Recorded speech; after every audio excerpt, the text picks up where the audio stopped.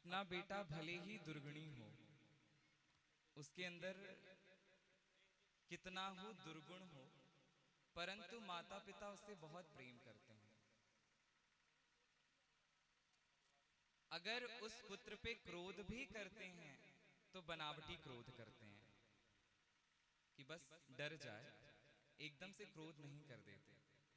परंतु श्री प्रहलाद जी ने ऐसा कौन सा अपराध कर दिया था जिसके कारण हिरण्यकश्यपु को उसने मारने के लिए प्रहलाद जी को उद्योग किया और बाद में वही निष्फल हो गया, उसी की मृत्यु हो गई। इसका कारण बतलाते हुए श्री नारद जी महाराज युधिष्ठिर जी से कहते हैं कि जब प्रहलाद 5 वर्ष के हुए तो हिरण्यकश्यपु ने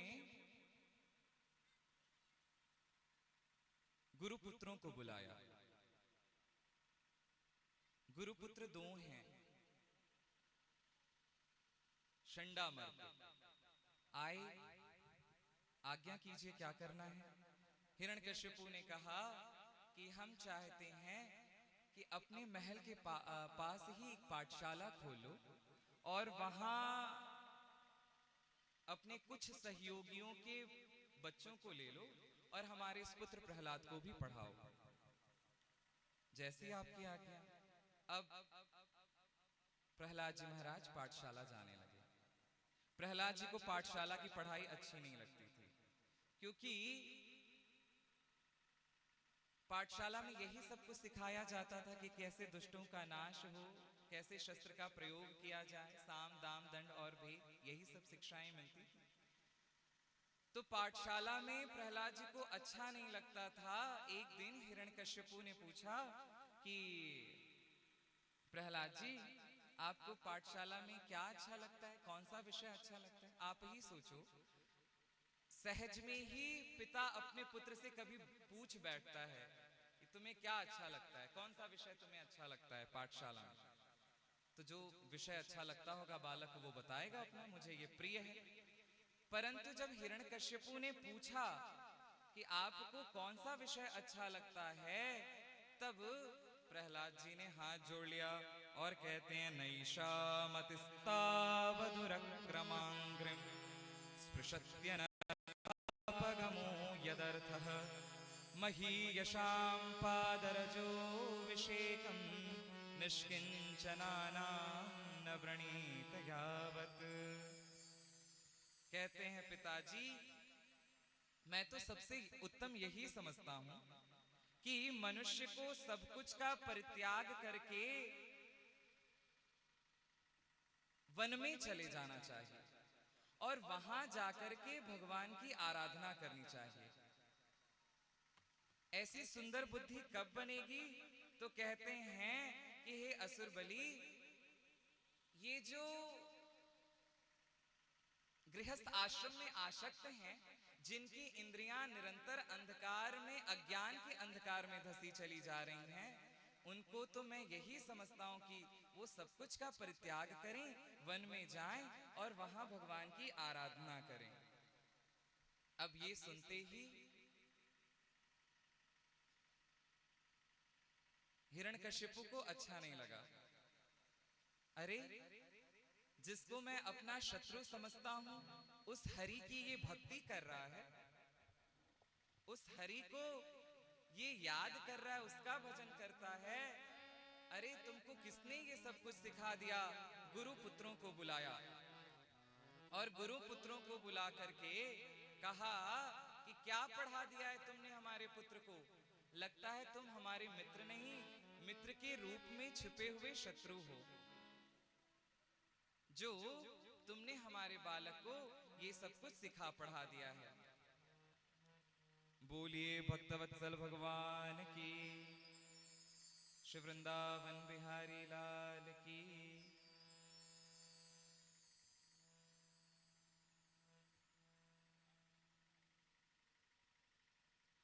हमारे बीच में श्री बड़ी दीदी जी का आगमन हुआ।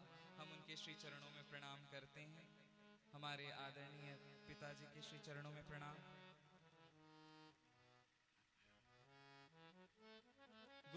उनको बुलाया। और गुरुपुत्र जब आए तो हिरण्यकशिपु ने कहा कि क्या पढ़ा दिया है तुमने हमारे बालक को। गुरुपुत्र राजा का सेवक बड़ा दीन होता है और वो दीनहीन की भांति बोल पड़े, न मत प्रणीतम न पर प्रणीतम सुतो वदत्येष तवेन्द्र शत्रो नैसर्गकीयं मतिरस्य राजन्यक्षमन्युः कददा स्वमानः। न मत प्रणीतम, मैंने नहीं पढ़ाया हुआ है, ये हम सब कुछ नहीं जानते, इसकी बुद्धि ही ऐसी है। नियक्षमन्यु कददास्ममानः, हे इंद्र शत्रु आप अपने क्रोध को नियंत्रित कीजिए, हमारे ऊपर क्रोध मत कीजिए, इसकी बुद्धि ही ऐसी है, हमने हमारा सिखाया पढ़ाया हुआ ये सब कुछ नहीं है। पिताजी आप पूछ रहे थे कि ऐसी बुद्धि आती कहां से है। हिरण्यकशिपु ने कहा कि जब तुमको गुरु पुत्रों ने नहीं पढ़ाया तो तुम्हारे मन में ऐसी सुंदर बुद्धि कहां से आई। तो प्रहलाद जी ने कहा कि पिताजी हमारी बुद्धि कहीं से आई नहीं है, हमारी बुद्धि स्वतः ही ऐसी है। मतिर्न कृष्णे परतः स्वतो वा मिथो पिपद्येत गृहव्रतानाम् अदान्त गोभिर्मिषतां तमिश्रं पुनः पुनः शर्वति चर्वणानाम्। मतिर्न कृष्णे परतः स्वतो वा, मनुष्य की बुद्धि ना ही तो स्वतः भगवान में लगती है और ना ही परतः भगवान में लगती है। मतिर्न कृष्णे परतः स्वतो वा, जिनकी इंद्रियां अज्ञान के अंधकार में निरंतर धसी चली जा रही हैं, उनकी बुद्धि क्या भगवान में लगेगी। उनकी बुद्धि कैसी हो गई है तो कहते हैं पुनः पुनः चरवति चरवणाना।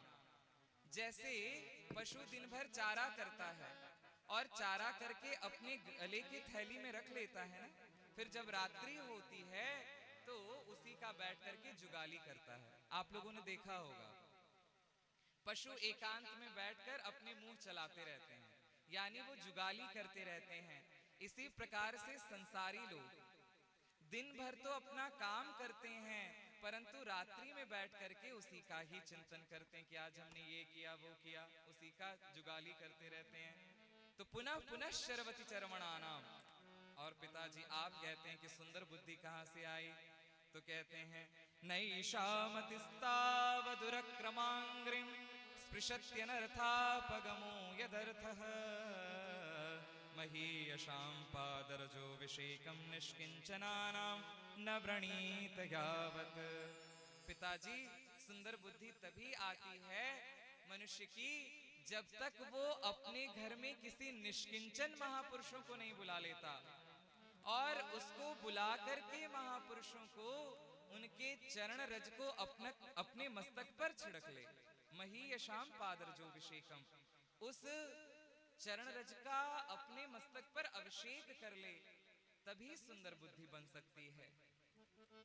तो और कहते हैं प्रहलाद जी कि जैसे लोहा चुंबक के सन्निधि से आकृष्ट हो जाता है पिताजी, वैसे मेरा मन भगवान चक्रपाणि के श्री चरणों में आकृष्ट हो गया है। गुरुपुत्रों से हिरण्यकश्यपु ने कहा इसे ले जाओ और ठीक ठीक से पढ़ाओ। गुरुपुत्र लेकर के आए, प्रहलाद जी से कहते हैं प्रहलाद जी आपको ये सब कुछ इतना ज्ञान कहां से प्राप्त हो गया, पाठशाला में ऐसी पढ़ाई तो होती नहीं, कहां से बुद्धि आई आपकी। तो प्रहलाद जी ने कहा कि हमारी बुद्धि कहीं से आई नहीं है, हमारी बुद्धि तो ऐसी ही है, हम जन्म से ही ऐसे हैं।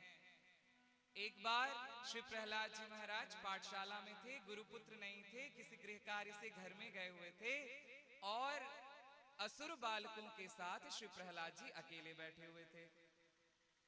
असुर बालकों को प्रहलाद जी ने बुलाया, इधर आओ असुर बालकों।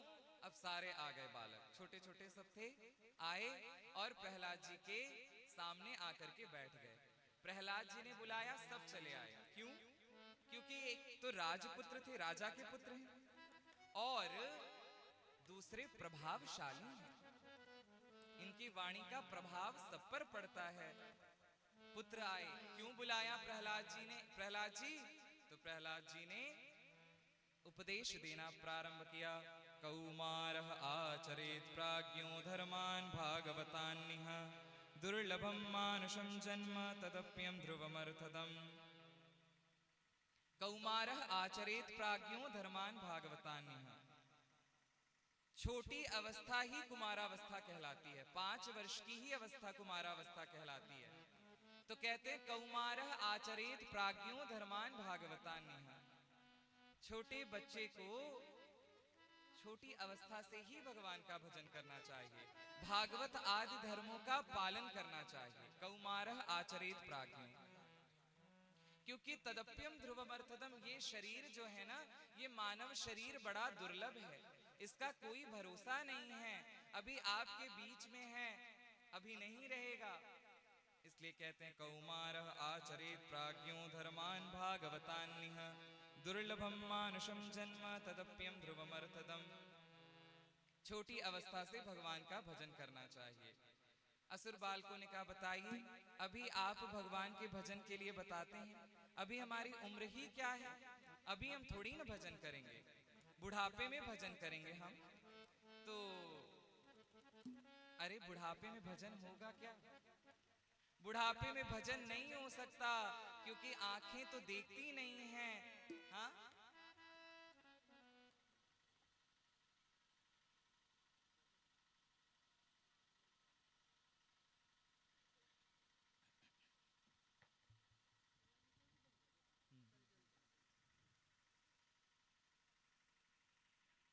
तो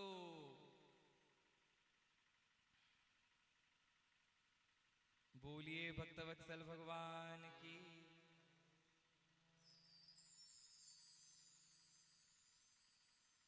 वृद्धावस्था में भजन नहीं हो सकता। महात्मा लोग कहते हैं कि जो शरीर में चंचलता होती है, 4 अवस्था होती है, तो बाल्यकाल में चंचलता शरीर में रहती है।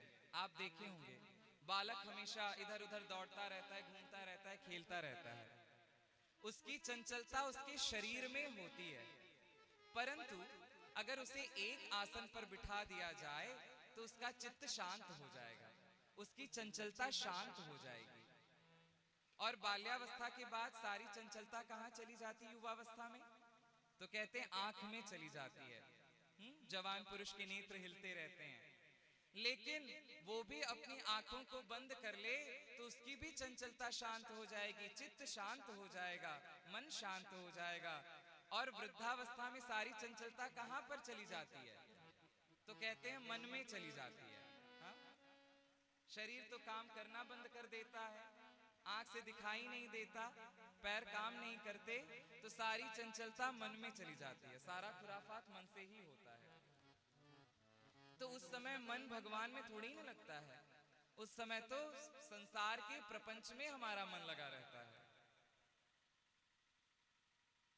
भजन तो बाल्यावस्था में ही हो सकता है, छोटी उम्र में ही भजन हो सकती है। हमारे श्री गुरुदेव भगवान एक दृष्टांत देते हैं। एक गृहस्थ के दरवाजे एक सन्यासी जी महाराज आए और वो सामने आकर के भिक्षाम देही भिक्षाम देही, छोटी अवस्था वाले सन्यासी जी महाराज थे। उनको गृहस्थ के आश्रम में आए और फिर वहां पर बहू रानी रोटी लेकर घर से निकली और बाबा की झोली में रोटी डालते हुए कहती हैं, बाबा आप बहुत जल्दी आ गए। उनकी अवस्था को देखकर कहती हैं। तो महात्मा ने कहा, हाँ हमने सोचा कि कहीं हमसे देर न हो जाए, इसलिए हम जल्दी आ गए। तो महात्मा ने फिर पूछा कि बता तेरी उम्र कितनी है? बहू रानी ने कहा हमारी 12 साल उम्र है। अच्छा तेरी पति की उम्र कितनी है? तो बोली 6 साल उम्र है उनकी। अच्छा तेरी सासू माँ की उम्र कितनी है? बोली 3 साल उम्र है उनकी। और तेरे ससुर जी? बोली अभी वो पैदा ही नहीं हुए हैं। महात्मा जी मुस्कुराए और चले गए और ये सब बात घर में ससुर जी सुन रहे थे। ससुर जी ने बुलाया, ओ बहू रानी इधर आओ, तुम क्या कह रही थी?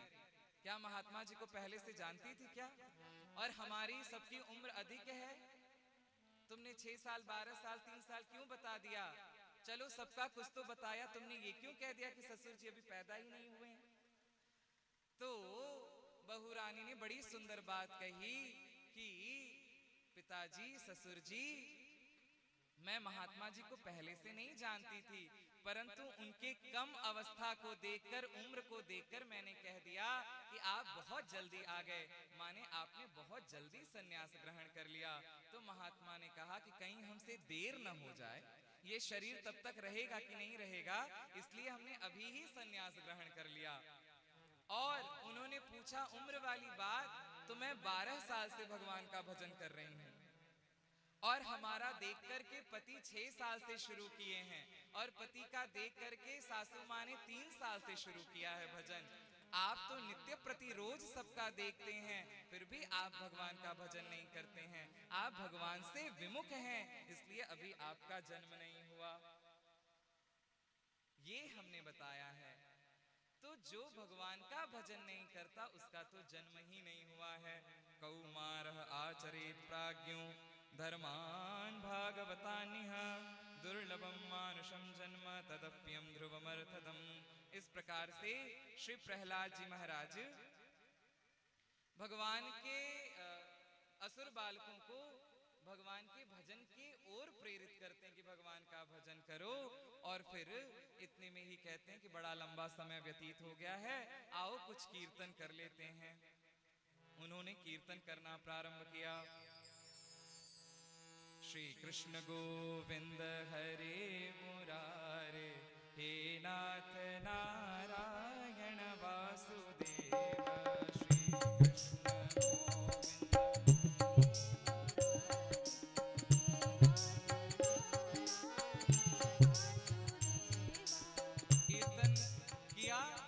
सारे असुर बालक, पाठशाला पूरी बिगड़ गई है, सब कीर्तन पाठ कर रहे हैं।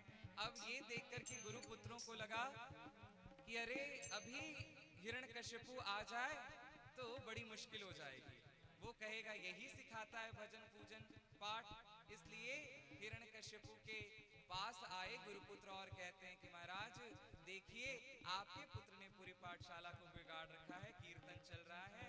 हिरण्यकश्यपु आया, प्रहलाद जी को खींच कर लेकर के गया और महल में ले जाकर के कहता है, क्यों रे, तू हरि की भक्ति कर रहा है, जो मेरा शत्रु हरि है, तो आज मैं तुम्हें नहीं छोड़ूंगा। बड़े बड़े राक्षसों से मरवाया उन्हें, परंतु वो तो भगवान का नाम लेते थे। बहुत मारने का उद्योग किया, कहीं समुद्र में डलवा दिया, बड़े बड़े दिग्गजों को बुलाया, और जहां तेज बवंडर आता था वहां ले जाकर के उस चोटी पर खड़ा कर दिया कि बवंडर आएगा उड़ा ले जाएगा, फिर भी प्रहलाद जी का कुछ नहीं होता। एक दिन हिरण्यकश्यपु बड़ा चिंतित था कि क्या होगा, कैसे इसे मारें, और इसको हमने छेड़ दिया है, इसके हरि आएंगे तो हमारा वध अवश्य करेंगे, इसलिए इसे कैसे समाप्त करें हम। तो चिंतित था, इतने में ही उसकी एक बहन आई, हिरण्यकश्यपु की एक बहन थी। उन्होंने कहा कि भैया मैं ऐसा करती हूँ कि मेरे पास एक साड़ी है, मैं उसे पहन करके बैठ जाऊंगी और चिता में आग लग जाएगी, मैं प्रहलाद को गोद में ले लूंगी, मैं तो बच जाऊंगी उस साड़ी के प्रभाव से, वस्त्र के प्रभाव से, परंतु ये जल करके भस्म हो जाएगा। तो गुरुजी कहते थे कि फायर प्रूफ साड़ी पहनकर आई। वो आई साड़ी पहन करके प्रहलाद जी को गोद में लेकर के बैठ गई।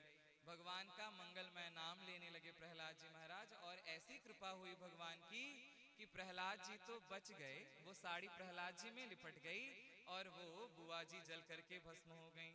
बोलिए भक्तवत्सल भगवान की। प्रहलाद जी महाराज आग में से खेलते हुए बाहर आए, और जैसे ही बाहर आए हिरण्यकश्यपु ने कहा, क्यों रे, मैं तुम्हें मारने का उद्योग करता हूँ, तुम मरता क्यों नहीं है। श्री प्रहलाद जी महाराज कहते हैं, राम नाम जपताम कुतो भयम सर्व पाप शमनैक भेषजम पश्यता मगात्र सन्निधो पावकोपि सलिलायते धुना। राम नाम जपताम, जो राम नाम का जप करने वाला है उसे भय कहाँ रह गया पिताजी। मैं तो भगवान का जप कर रहा हूँ, मुझे किसी बात की चिंता नहीं, कोई भय नहीं है। कुतो भयम सर्व पाप शमनैक भेषजम। आप अभी अभी सद्य उसका प्रभाव देखे हैं कि पावकोपि सलिलायते धुना। अभी मैं अग्नि से कैसे बच करके आया हूँ, मानो वो पावक सलिल के समान हो गया, वो अग्नि जल के समान हो गई। भगवान के कृपा से, भगवान के नाम का प्रभाव है। हिरण्यकश्यपु ने कहा, मैं तुम्हें मारने का प्रयास कर रहा हूं और तू मरता नहीं है, बता तेरे हरि कहाँ हैं?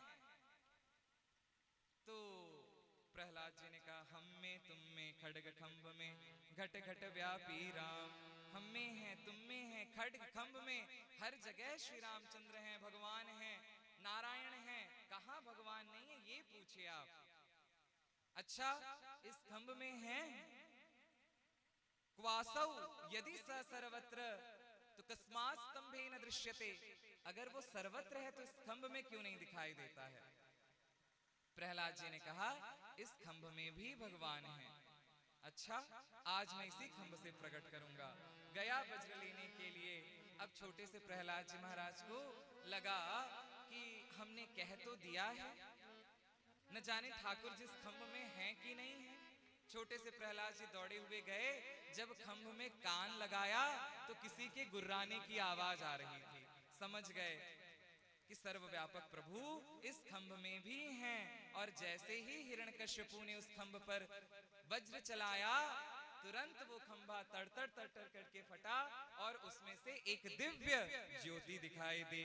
सत्यम विधातुम निज वृत्य भाषितम व्याप्तिं च भूतेष्वखिलेषु चात्मनः अदृश्यताद्यद्भूत रूपमुद्वहन् स्तंभे सभायां न मृगं न मानुषम्। सत्यं विधातुं निजवृत्य भाषितं व्याप्तिं च भूतेष्वखिलेषु चात्मनः।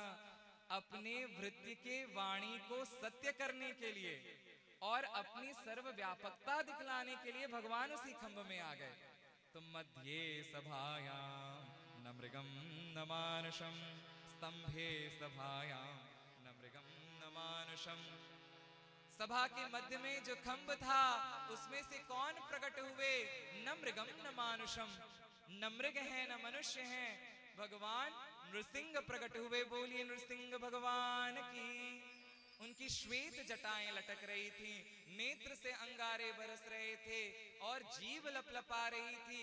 ऐसा अद्भुत स्वरूप भगवान का कि हिरण्यकश्यपु देखकर डर गया। परंतु नहीं, ये लगता है श्री हरि का कोई दूसरा रूप है। हिरण्यकश्यपु के मन में आया और युद्ध करने के लिए तत्पर हो गया। अब महाराज युद्ध होने लगा। हिरण्यकश्यपु भी बलवान था। कभी हिरण्यकश्यपु को भगवान पटक देते तो कभी नृसिंह भगवान को हिरण्यकश्यपु। इस प्रकार से बहुत देर तक युद्ध हुआ। और फिर उसके बाद गोधूली बेला जब हुई तब भगवान ने तुरंत उसके केश को पकड़ करके महल के देहली पर ले आए और अपने गोद में रखा और कहते हैं, याद करो अपने वरदानों को। तुमने कहा था ना, मैं न आकाश में मरूं न पाताल में मरूं। तुमने ये भी कहा था कि न मैं मनुष्य से मरूं न मृग से मरूं। तो देख लो, न मैं मनुष्य हूं न मैं मृग हूं, न मैं प्राणधारी हूं न अप्राणधारी हूं, न मैं तुम्हें अस्त्र से मारूंगा न शस्त्र से मारूंगा। तुमने ये भी कहा था कि मैं न दिन में मरूं न रात में मरूं। तो देख लो, आधा सूर्य अभी बादल में है और आधा ऊपर दिखाई दे रहा है। गोधूली वेला का समय। तुमने कहा था न मैं बाहर मरूं न भीतर मरूं। तो न तुम बाहर हो न भीतर हो, तुम महल के देहली पर हो। तुमने ये भी कहा था कि न मैं ऊपर मरूं न नीचे मरूं, तो तुम मेरी गोद में बैठे हुए हो।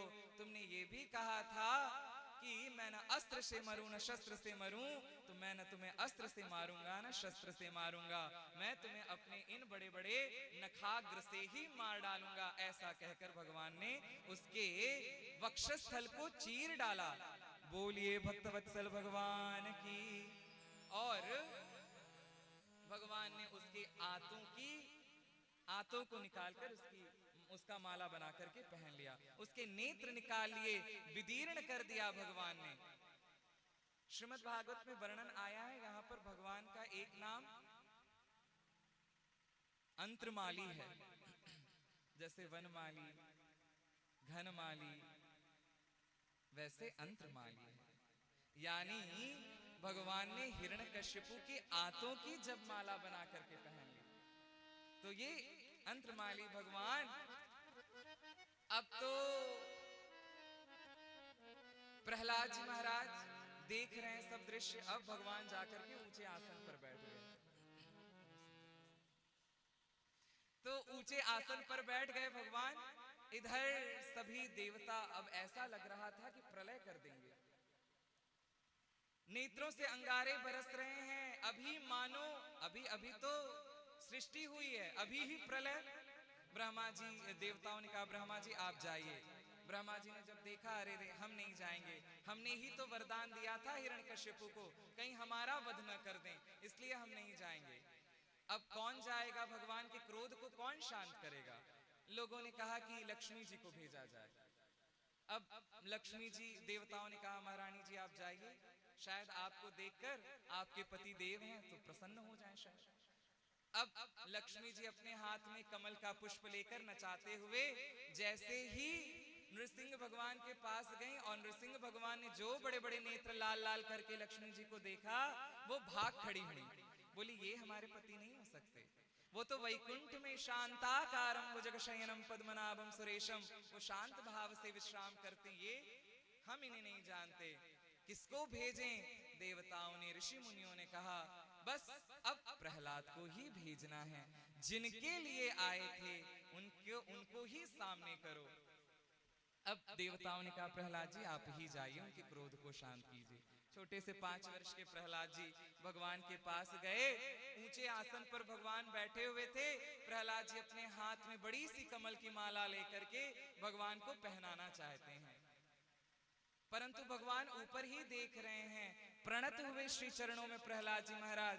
जब नृसिंह भगवान ने नीचे देखा तो प्रहलाद जी को उठाना चाहे भगवान, और उठा करके अपने अंक में भर लिया।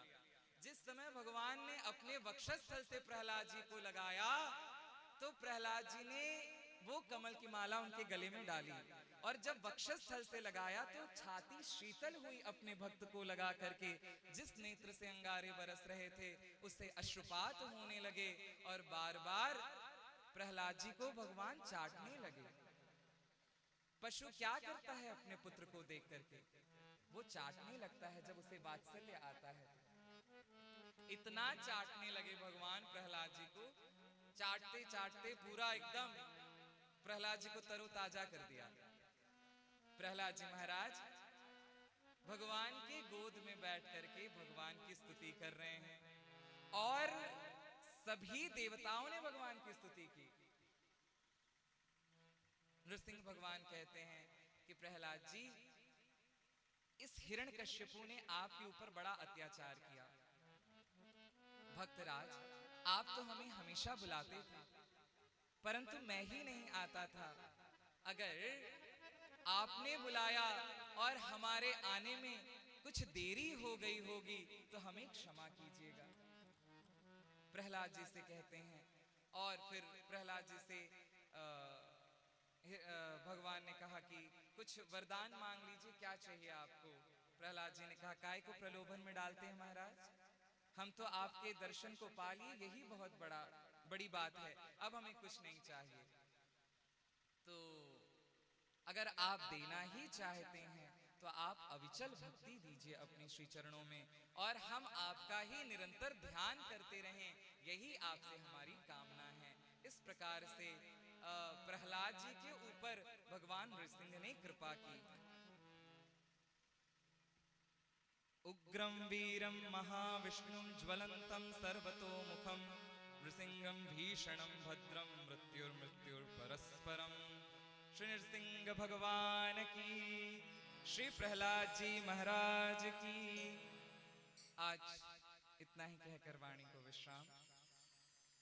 आज हमारा बड़ा सौभाग्य है, आप सभी का भी बड़ा सौभाग्य है कि हम परम वीतराग श्री आचार्य जी के, आप श्री के मुखारविंद से भगवान के कुछ कथाओं का श्रवण करेंगे, और आप लोग इनके मुखारविंद से कथा श्रवण करें। उसके पूर्व कीर्तन बोलो राधे राधे, बोलो राधे राधे, राधे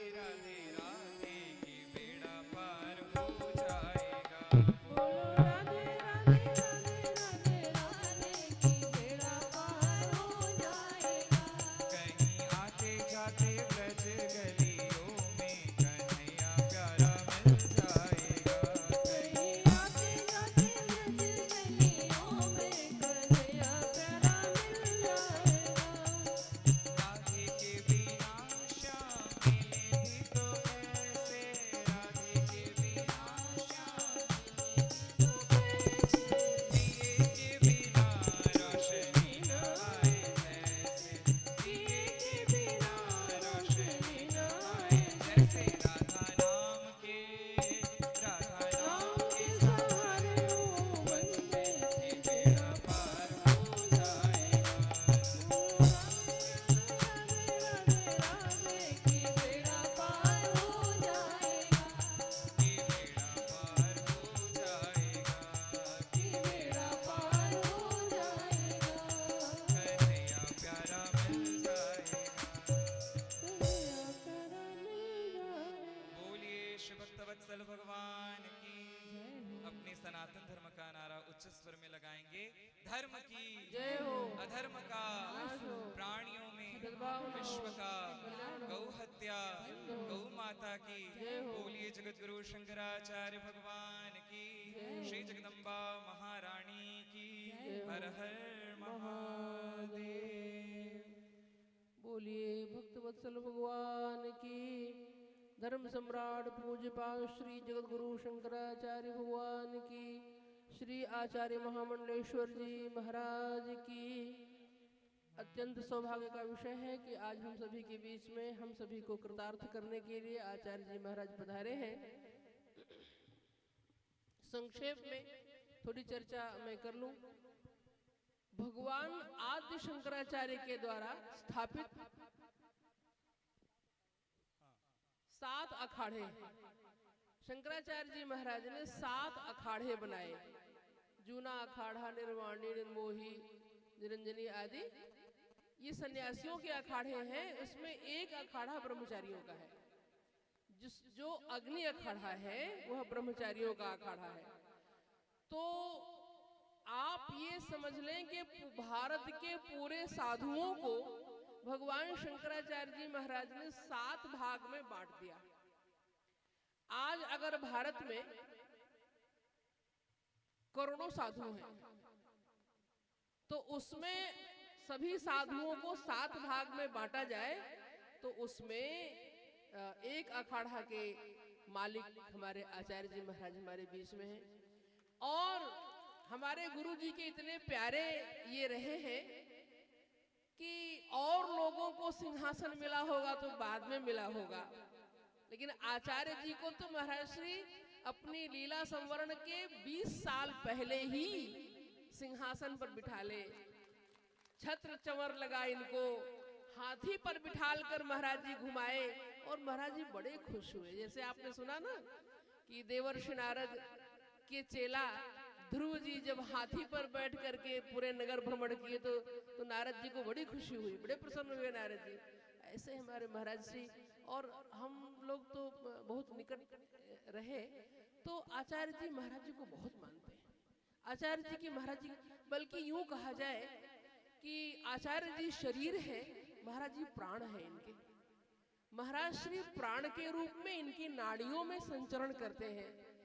और जब अस्वस्थ थे गुरु जी तो आचार्य जी हर प्रतिदिन 4 बजे भोर में फोन करते थे। वहाँ महाराज जी बंगलौर में थे, जहाँ जहाँ भी रहे, और उनका हालचाल लेकर तुरंत हम लोगों को फोन करते थे, देखो निश्चिंत रहो महाराज जी ठीक हो जाएंगे, महाराज जी स्वस्थ होकर लौटेंगे।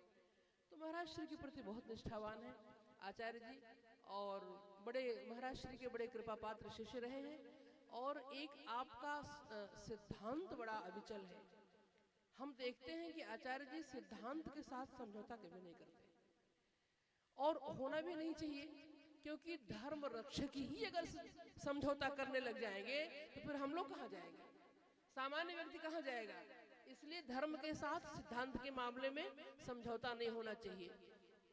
और आचार्य जी कभी बातचीत में भी सिद्धांत के साथ समझौता की बात नहीं करते। तो आपकी बड़ी कृपा है। अग्नि अखाड़ा के आचार्य महामंडलेश्वर जी महाराज आचार्य जी हैं और महाराज श्री के परम कृपा पात्र शिष्य हैं। और हम आग्रह करेंगे पूजनीय दीदी जी से कि आप पादुकाओं का पूजन, आप और भैया दोनों आचार्य जी की पादुकाओं, जो परंपरागत पादुकाएं हैं, अगर 2500 वर्ष पूर्व की पादुकाएं शंकराचार्य जी की हैं तो उतनी ही पुरानी पादुकाएं आचार्य जी की भी हैं। इसलिए आचार्य परंपरा भी उतनी ही पुरानी है। संतोष जी से हम आग्रह करेंगे, संतोष कुमार जी, आप पधारें और पादुकाओं का पूजन कराएं। दीदी पूजन करेंगी।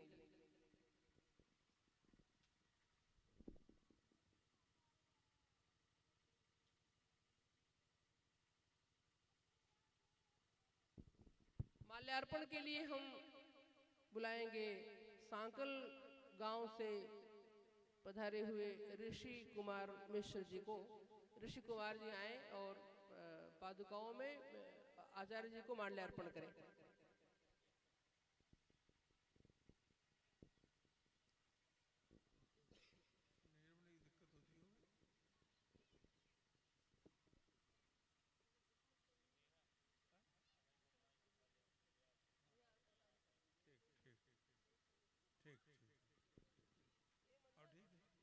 मंझल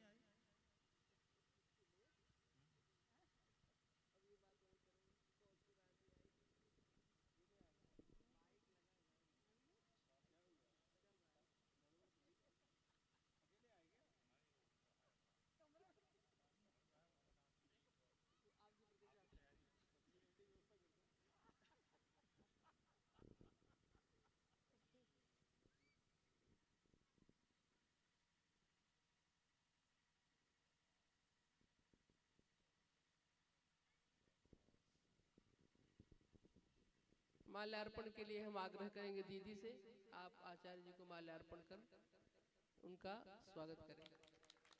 ऋषि कुमार जी पधारें और ऋषि जी माल्यार्पण करें आचार्य जी को।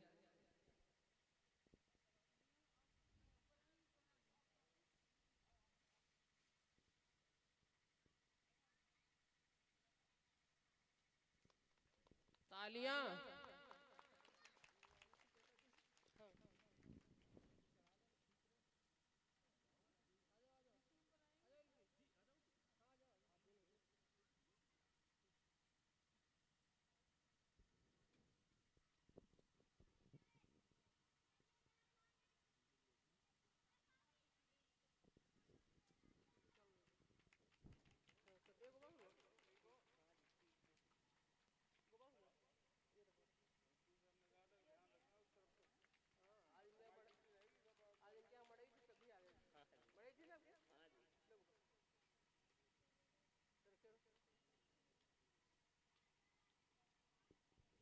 सभी लोग बैठे रहेंगे, कोई जाएगा नहीं।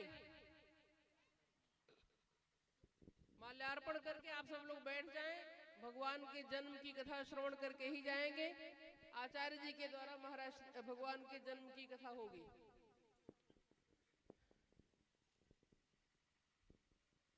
शांति पूर्वक माताएं, भाई लोग सब लोग बैठे रहेंगे।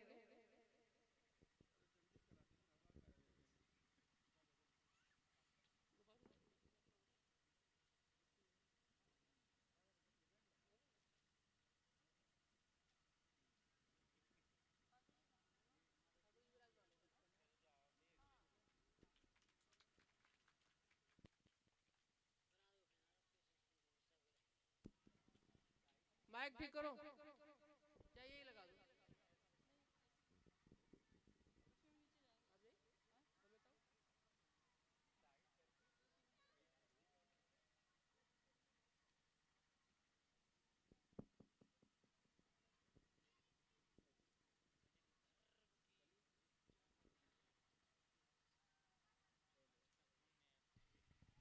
हेलो। लोकाविरामं रणरङ्गधीरं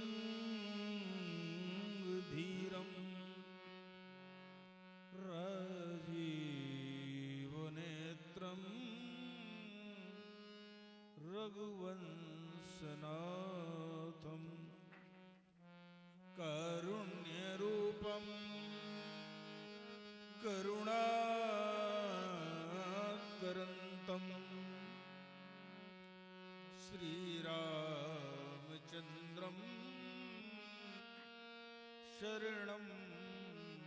प्रपद्ये मनोजवं मारुततुल्यवेगम् जितेन्द्रियं बुद्धिमतां वरिष्ठम् वातात्मजं वा नरियोतमुख्यम् श्रीरामदूतं शरणं प्रपद्ये गुरुर्ब्रह्मा गुरुर्विष्णु गुरुर्देवो महेश्वरा गुरु साक्षात् परब्रह्म तस्मै श्री गुरुवे नमः। गंगा तरंग रमणीय जटा कलापम गौरी निरंतर विभूषित भाम भागम नारायण प्रियमनं गुमदापहरं वाराणसी पुरपतिं भज विश्वनाथ वराहपीडं नटवर बपुकर्णयो कर्णिकारं बिभ्रदवासा कनकगविशं वैजयन्तीं च मालां रन्ध्रान्वेणु रदरसुदया उपवृन्दै वृन्दारण्यं स्वपदरमणं प्रविशदि गीतकीर्ति वारार्कारुणतेजसं त्रिनयनां रक्ताम्बरोल्लासिनी नानालङ्कृतराजमानवबुधं वारोडुराट्शेखरां हस्तैरिक्षुदनं श्रीमिषुमिशरं पाशं मुदा बिभ्रतिं श्रीचक्रस्तदसुन्दरीं त्रजगताम् आधारभूतां भजे जिह्वाग्रमादा हिकरेण देवीं वामेन शत्रुन् परिपीडयन्तीं गदाभिघाते न च दक्षिणेन पीतां वराढ्यां द्विभुजां नमामि पीतां वराढ्यां द्विभुजां नमामि क्षणभंगुरजीवन की कलियां कल प्रात को जाने खिली ना खिली मलयाचल की सुचि शीतल मंद शमीर वो प्रात मिली न मिली कल काल कुठार लिए फिरता तन नम्र पे चोट जिली न जिली भजले हरिनाम भजले प्रभु नाम हरि रसना और अंत समय में हिली न हिली। भक्तों अपने पवित्र मन को श्री आनंद गंध पुराण ब्रह्मखंड ब्रह्मांड नायक के पावन श्री चरण कमलों ले चले भाव और भक्ति के साथ बड़ी मस्ती के साथ बड़ी बुलंदी के साथ और तालियों के साथ प्रभु राम की धुन लगाए बड़ा आनंद आएगा। गोविंद मेरो है गोपाल मेरो है बोलो क्या गोविंद आपके लिए है तो बड़ी मस्ती के साथ बड़ी बुलंदी के साथ और तालियों मेरो है, गोपाल मेरो है। गोविंद मेरो बोलो गोपाल मेरो है। श्री बांके बिहारी नंद लाल मेरो है। बोलो गिरिराज मेरो है, ब्रजराज मेरो है। गिरिराज मेरो बोलो ताली बजा। गिरिराज मेरो है, ब्रजराज मेरो है। गिरिराज मेरो है, महाराज मेरो है। अरे कौओं को चरैया नंद लाल मेरो है। कौओं को नंदलाल मेरो है। गोविंद मेरो है, गोपाल मेरो है। गोविंद मेरो है, गोपाल मेरो है। गोविंद मेरो है, गोपाल मेरो है। गोविंद मेरो है, गोपाल मेरो है। अरे मुरली को बजैया नंद लाल मेरो है।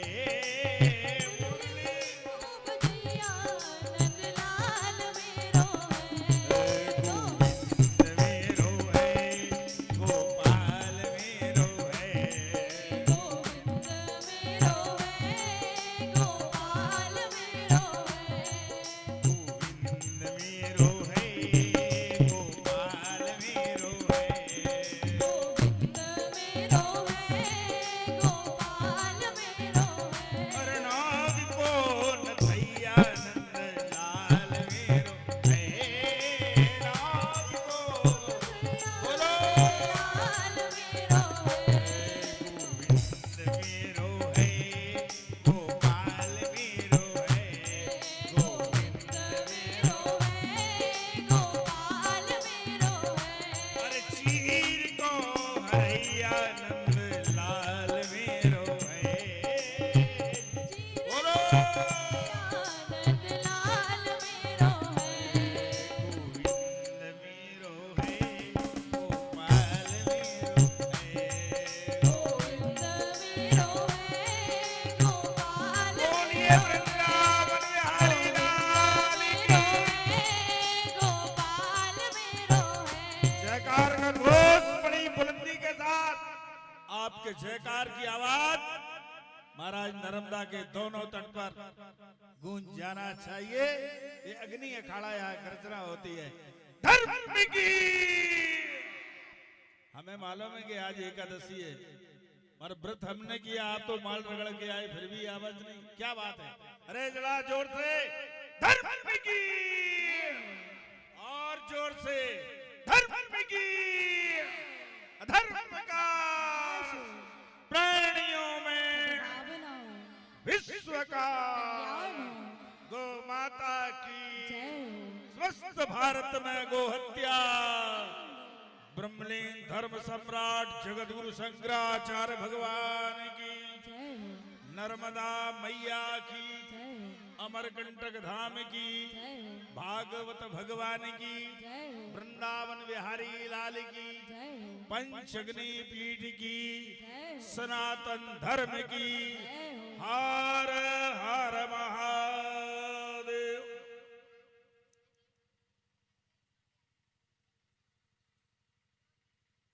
श्रीमद् भागवत सप्ताह के ज्ञान यज्ञ के व्यास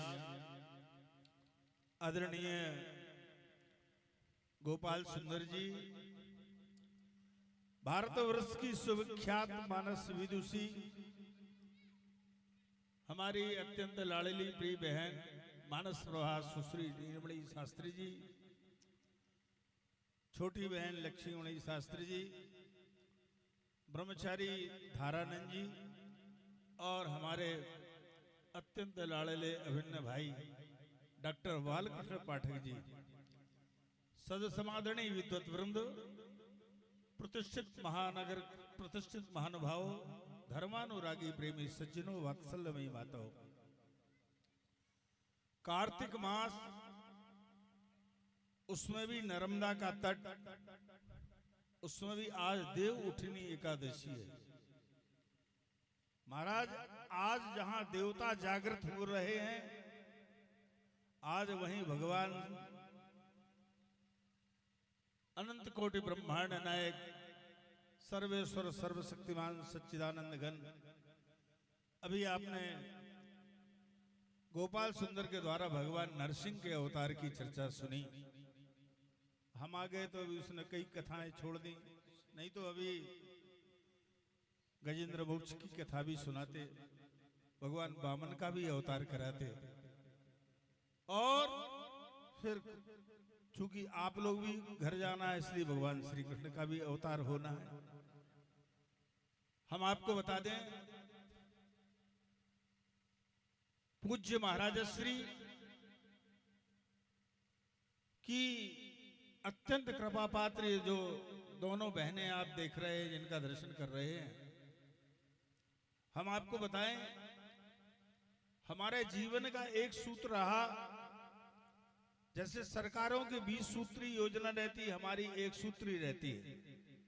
जो हमारे महाराज श्री के प्रति समर्पित रहा, उसके लिए हमारे हृदय में बहुत बड़ी जगह रहती है, और जो उनका नहीं, वो हिंदुस्तान का बादशाह क्यों ना हो, हमारी दृष्टि में मिट्टी के बराबर कुछ नहीं। हमने देखा न केवल नीलमणि में, न केवल लक्ष्मी में, न केवल बालकृष्ण में, इनका संपूर्ण परिवार और इनके जितने रिश्तेदार हैं, हमने तो बालकृष्ण को कई बार ये बात देखी, अगर उनका कोई सगा रिश्तेदार थोड़ा दाएं बात करता तो ये तो 2 मिनट में उनको साइड कर देते। ये इतनी इनकी बात है। और आज आप ताजुब मानेंगे, कहो घर में बैठे रहो तो 1 कार्यक्रम ना आए, और जब चलने लगो तो 20 कार्यक्रम आने लगते हैं। जैसे ही हमने नीलमणि लक्ष्मी ने कहा कि आचार्य जी आपको इसमें आना है, हमने कहा ठीक है। अमरकंट के ही पूरे साधु समाज के लोग हो गए, इसके पहले कभी कार्यक्रम नहीं करते थे, उन्होंने कार्तिक एकादशी को ही कार्यक्रम रख लिया और कहने लगे कि आचार्य जी भक्ता में आप ही। हमने कहा ऐसा है, फोटो हमारी रहेगी, तो काम तुम लोग करना, हम चलते हैं। हम नेता नहीं है जिसको वचन दे देते उसका निर्वाह करते। तो बात यह है, हमने नीलमणि लक्ष्मी से ये भी कहा कि तुम ये मत सोचो कि बालकृष्ण सोचेंगे हम उत्तर प्रदेश से ये बहनें गई तो ना जाने इनका क्या होगा। हमने कहा कि तुम बतला दो कि तुम्हारा भाई अभी यहां बैठा है। बात यह है, हम लोगों के रहते जितना तुम ध्यान देते हो उससे 100 गुना ध्यान ये कहीं रहे हमारी नजर रहती है, और किसी माई के लाल की हिम्मत नहीं, हम लोग कहीं रहें जो थोड़ा भी नजर उठा के वो कर दे। वास्तव में इनका जो जीवन समर्पण है, जो गुरु जी के प्रति निष्ठा है, जो अगाध श्रद्धा है, उसका ही परिणाम है। आज के जमाने में, आज के युग में काशी से, उत्तर प्रदेश से चल के वो नर्मदा के तट पर आपके क्षेत्र में बसी हैं, तो ये इस क्षेत्र की जनता का नैतिक कर्तव्य हो जाता है कि आप इनका भली भांति से ध्यान दें।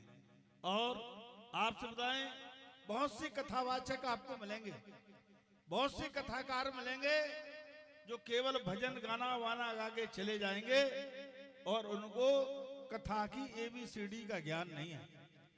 आपने देखा गोपाल सुंदर जिस तरीके से बड़ी दक्षता के साथ प्रसंग को प्रतिपादित कर रहे थे, ये लक्ष्मी की मेहनत का फल है और नीलमणि का इसमें मार्गदर्शन है।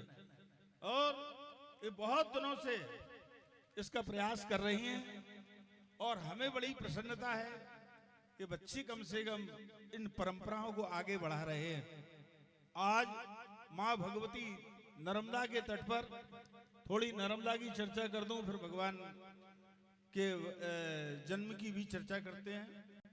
हमारे यहाँ नर्मदा के विषय में कहा है, रेवा तीरे तबक्कुर्यात मरणम जानवी तटे। साधना करना हो तो नर्मदा का तट, और शरीर त्यागना हो तो गंगा का तट। भारतवर्ष में जितने भी उच्च कोटि के साधक और सिद्ध हुए हैं, वो नर्मदा की कृपा प्रसाद से हुए हैं। हम इसलिए बताना चाहते कि आप लोग नर्मदा तट के वासी हैं। बहुत से लोग क्या गंगा के किनारे रहने वाले गंगा के महत्व को नहीं समझ पाते। नर्मदा के किनारे आपको मालूम होना चाहिए, नर्मदा को जो समझ लेगा उसको जीवन में नर्मदा से हटके कहीं नजर नहीं जाएगी। नर्मदा का हर कंकड़ शंकर है। नर्मदा के जो भक्त हैं, माई नर्मदा की जल को माई का दूध कहते हैं। जैसा गोस्वामी जी ने कहा, शिवप्रिय मेकल शैल सुतासी, सकल सिद्धि सुख संपत्ति राशि, समस्त सिद्धि सुखों की इस घोर कलिकाल में यदि कोई प्रदाता है वो भगवती नर्मदा है। हम आपको एक सिद्ध का वर्णन करके फिर अपनी कथा पर हम जाएंगे। तो आपको बताएं, आपने सुना होगा भारतवर्ष में नर्मदा ही एकमात्र ऐसी देव नदी जिसकी दुनिया के लोग परिक्रमा करते हैं, वो है नर्मदा। और सबसे पहली परिक्रमा मार्कंडेय जी ने की। मार्कंडेय जी मृकंडू ऋषि के पुत्र हैं। मार्कंडेय आश्रम हमारा मरकंटक में है, जो अग्नि अखाड़े की आचार्य गद्दी है। मृकंडू ऋषि के पुत्र हैं, उनकी अल्पायु थी और भगवान शंकर की कृपा से आज वो चिरजीवी हैं। अश्वत्थामा बलिर्व्यास हनुमंस विभीषणा कृपा परशुरामस्व सप्तैते चिरजीविना सप्तैतान संस्मरे नित्यम मार्कंडेय यथाश्रम। 8वें चिरजीवी मार्कंडेय। कहते मार्कंडेय जी नर्मदा परिक्रमा करते थे तो नर्मदा स्नान नहीं करते थे। एक दिन भगवती नर्मदा ने उनसे प्रत्यक्ष प्रकट होकर पूछा, मज्जन्ति मुनिया सर्वे तुमेगा किन्न मज्जसी। अरे मार्कंडेय, सारी दुनिया के लोग मुझ में गोता लगाकर अपने आप को धन्य मानते हैं, तू अकेला क्यों नहीं? मार्कंडेय जी बोले, नर्मदा का एक नाम रेवा है। रेवे तो दर्शनान मुक्ति। अरे रेवा, जब तेरे दर्शन मात्र से मुक्ति है, इसमाने न जाने की। और नर्मदा का हरदेव नदी से हटके महत्व है। गंगा कनखले पुण्या, गंगा हरिद्वार में पुण्यवती है। कुरुक्षेत्र सरस्वती, कुरुक्षेत्र में सरस्वती है। परंतु नर्मदा को कहा है ग्रामे वाय दिवारण्य, गांव हो चाहे जंगल हो, नर्मदा सर्वत्र पुण्यवती है। ऐसी नर्मदा के आप तट पर आपको रहने का सौभाग्य प्राप्त हुआ है। नर्मदा के तट पर रहने वाला व्यक्ति केवल नर्मदे हर नर्मदे हर नर्मदे हर पाही माम का केवल जप करता रहे। और महाराज आप तो संगम पर आनंद ले रहे हैं।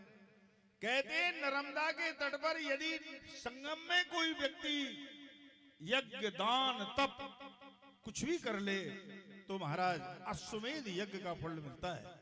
यहाँ जो लोग दान करते हैं, पुण्य करते हैं, जो नर्मदा वासियों को खिलाते हैं, जो दीन दुखियों की सेवा करते हैं, महाराज उनको अश्वमेध यज्ञ का फल मिलता है। ये नर्मदा की महिमा।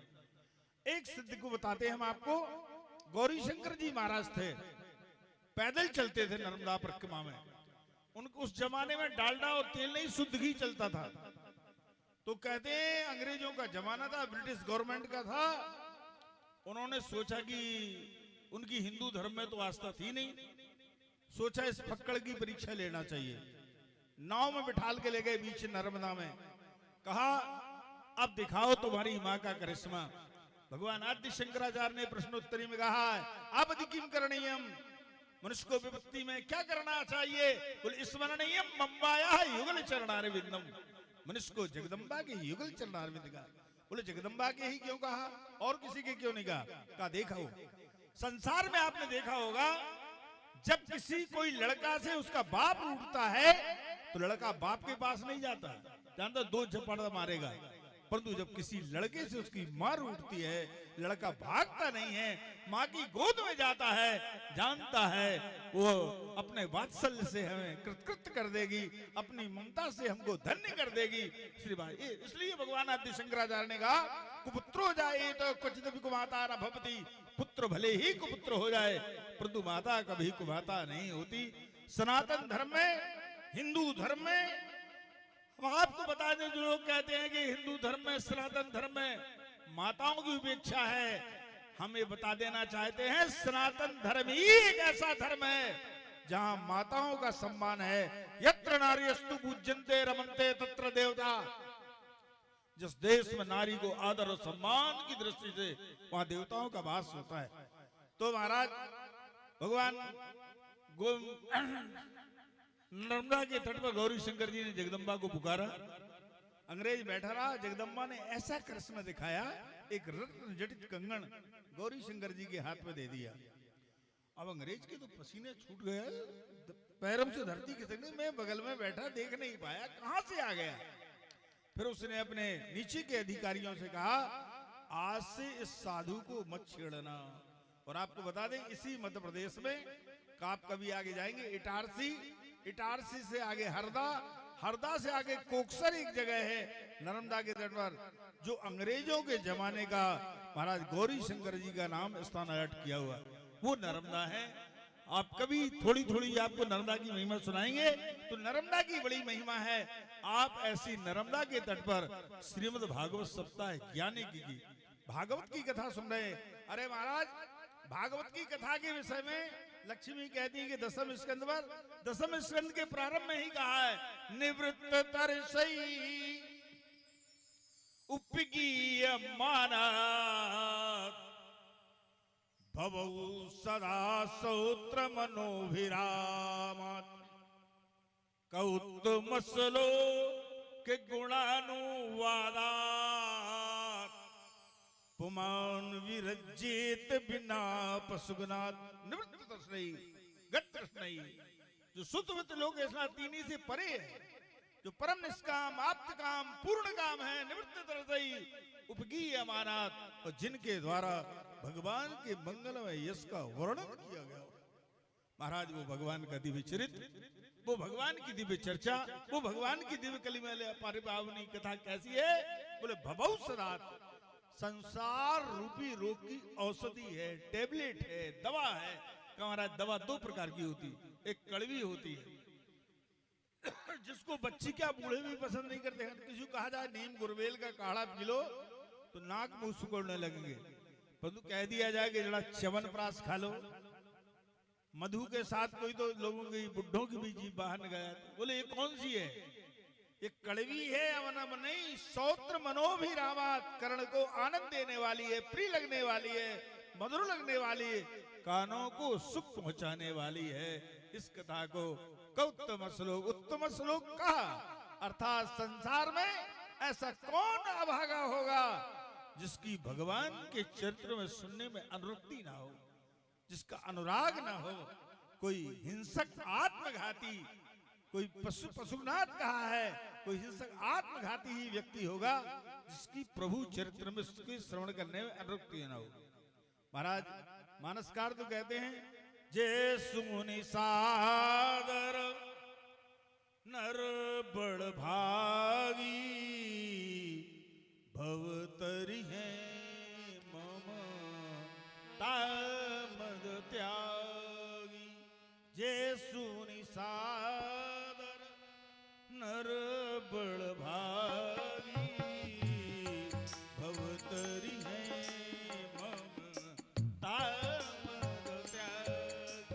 महाराज, ये भगवान की कथा आप सुनेंगे जब भगवान के जन्म के बाद, तब कथा अमृतम तप्त जीवनम, ये भगवान की कथा बड़ी दिव्य है। तो आपने बहुत सुंदर कथा गोपाल सुंदर से सुन रहे थे, भक्त प्रहलाद की कथा सुन रहे थे। देखिए, बहुत अच्छी बात इन्होंने कही कि बाल्यावस्था में ही प्रभु की ओर बालकों को, माँ बाप को मोड़ देना चाहिए। हमारे यहाँ कहा है, लालित पंचवर्षाणी, नीतिकार कहते हैं 10 वर्षाणी ताड़ेत प्राप्त षोडशे वर्षे पुत्रम मित्र वदाचरित, 5 वर्ष तक लालन करे। देखिए, छोटी अवस्था में क्यों कहा है? नीतिकार कहते हैं, यन्नवे भाजने लगना संस्कारों न था भवित कदच्छलेन बालानाम नीति स्वयं करते थे। जब बालक छोटा रहता है तो उसकी जो मस्तिष्क कच्चे घट के समान रहता है। जैसे कच्चे घट में जो मृतकार का जो कुम्हार है, जब बर्तन बनाता है तो उसको पानी का लेप लगा के, ठोक बजा के, जैसा चाहे वैसा उसको में आकार दे देता है। पर वही घट जब आग में तपा देते हैं तो वो घड़ा फूट जाएगा, पर उसमें जो संस्कार बन जाते हैं, जो आकृति बन जाती है, वो फिर परिवर्तन नहीं होती। इसलिए बाल्यावस्था में ही, और ये तब होगा जब महाराज आप अपने बच्चों को बाल्यावस्था में संस्कार देंगे। हमारे यहाँ भगवती मदालसा हो गई हैं, वो तो लोरी गाते गाते अपने बच्चों को कहती थी, शुद्धोसी बुद्धोसी निरंजनोसी संसार माया परिवर्जितोसी संसार स्वप्नम त्यज मोह निद्राम मदालसा वाक्य मोवाचे पुत्रम शुद्धोसी रेताते न तेस्ति नाम यस्यास्तु ते कल्पनया धुनैवो पंचात्मकम देहि विदम न तेस्ति नैवास्य तुम रोदसी कस्य हो। तो अरे बेटा, तू तो शुद्ध बुद्ध निरंजन है, शुद्धोसी विद्धोसी निरंजन, संसार की माया से लिप्त है। ये संसार जिसको तू सार समझ रहा है, ये असार है, स्वप्नवत है। ये स्वप्न में कोई भिखारी देखे कि हम कहीं की नरेश बन गए, और नींद खुली तो वही एल्युमिनियम का कटोरा, गरीबों की सुनो तुम, वो तुम्हारी सुनेगा, तुम 1 पैसा दोगे वो 10 लाख देगा। वह स्वप्न में बन गए राजा, है कटोरा एल्युमिनियम का। तो ये संसार जो है, जब तक हमारे आपके नेत्र के पलक खुले हैं, तब तक ये संसार और संसार का व्यवहार है। जहां नेत्र के पलक बंद हो गए तो महाराज हम कहाँ है, दुनिया कहाँ है। तो बात यह है कि ये संस्कार हमें बाल्यावस्था से अपने बच्चों को देना चाहिए। तो आप भगवान की दिव्य कथामृत का पान कर रहे हैं। हमारे यहाँ कहा है, आज भगवान के अवतार की बात है। हमारे यहाँ कहा भगवान का जो अवतार है, जन्म कर्म च मे दिव्यम एवं योवेति तत्वतः त्यक्त्वा देहम पुनर्जन्म नैति मामेति सोर्जनो। भगवान के जो जन्म और कर्म हैं, वो सामान्य प्राणियों जैसे नहीं होते, वो दिव्य होते हैं। और भगवान के अवतार की जहां तक बात है, हमारे यहाँ कहा है, मर्त्यावतारस्तु मर्त्य शिक्षणम रक्षो बधाई पंचम स्कंद में कहा भागवतकार ने। आखिर भगवान के अवतार का प्रयोजन क्या है? मर्त्यावतारस्तु मर्त्य शिक्षणम रक्षो बधाई विन केवलम विभो कुतुन्यथा स्याद्रमतः स्वात्मना सीता कृतानि व्यसनानि सुरस्य। मर्त्यावतारस्तु मर्त्य शिक्षणम, उस सारे ब्रह्मांड के अधिपति ने, उस चराचर जगत के नियंता ने, उस परात्पर परमात्मा ने ब्रह्म होते हुए, भगवान होते हुए, ईश्वर होते हुए, भगवान किसे कहते हैं? ऐश्वर्य समग्रस्य धर्मस्य श्रिया ज्ञान वैराग्य शरणाम भक्तिरणा, जो 6 भगों से परिपूर्ण हो, वो भगवान पद से विभूषित होता है। आपके जिले का जिलाधीश जब आता है, वो 10 ठो कार्यक्रम लेके आता है। आपके यहाँ का जनप्रतिनिधि 4 काम लेके आता है। तो जो सारे ब्रह्मांड का अधिपति है, क्या वो केवल कंस के वध करने के लिए अवतार लेगा? बात यह है कि मच्छर मारने के लिए एटम बम का प्रयोग नहीं किया जाता है। ये वो परमात्मा है जिसके विषय में कहा, भ्रूटी विलास सृष्टि लय होई, जिसकी भ्रूटी की विलासता कर देने मात्र से संसार का प्रलय हो जाएगा। उस परमात्मा को, चाहे वो राम हो, चाहे कृष्ण हो, चाहे शिव हो, उनको अवतार कर लेने की आवश्यकता नहीं। तो लोगों ने कहा अवतार क्यों लिया? एक बड़ा अच्छा श्लोक हम आपको बताते हैं। अवतार के प्रयोजन की बात है। अनुग्रहाय भूतानां मानुषम देहमास्थिता भजते तादृशी क्रीडा यासृत्वात् परो भवेत्। भूतानाम से तात्पर्य है पंचभौतिक तत्वों से बने हुए जितने भी चर और अचर प्राणी हैं। क्योंकि कृष्णावतार के पहले रामावतार भी है, थोड़ा एक श्लोक में रामावतार की भी चर्चा कर दें। तो बात यह है, अनुग्रहाय भूतानां मानुषम देहमास्थिता भजते तादृशी क्रीडा यासृत्वात् परो भवेत्। भूतानाम से तात्पर्य है पंचभौतिक तत्वों से बने हुए जितने भी चर और अचर प्राणी हैं, उनके कल्याण के लिए भगवान अवतार लेते। किसी ने कहा क्या महाराज जो धर्माचरण करेंगे, जो भगवान की आराधना करेंगे, जो भगवान की उपासना करेंगे, जो यज्ञ करेंगे, दान करेंगे, पुण्य करेंगे, सत्संग करेंगे, क्या केवल उनके ही कल्याण के लिए ठाकुर जी अवतार लेते? भागवतकार कहते हैं ऐसी बात नहीं। जो धर्माचरण करेंगे, जो भगवान की आराधना करेंगे, उपासना करेंगे, चिंतन करेंगे, दान करेंगे, पुण्य करेंगे, उनका तो कल्याण होगा ही, परंतु जिनकी प्रवृत्ति इनसे एकदम परे है, उन प्राणियों का कल्याण कैसे होगा? उन प्राणियों का कल्याण करने के लिए भगवान अवतार लेते हैं। कहते हैं एक बार भगवान रघुनंदन राम से, भगवती किशोरी से भगवान जब साकेत जाने लगे, बहुत से ऋषिगण मुनिगण थे, उनके साथ हो गए। जब साथ हो गए, कुछ बेचारे रह गए साथी। अब वो चाह रहे थे कि हम ठाकुर जी के ही साथ में रहें। कई लोग रहते हैं जिनका निष्ठा, हमें चाहे कुछ ना हो, हमें झाड़ू लगाने में रख ले, मन हम सेवा में रहना चाहते हैं।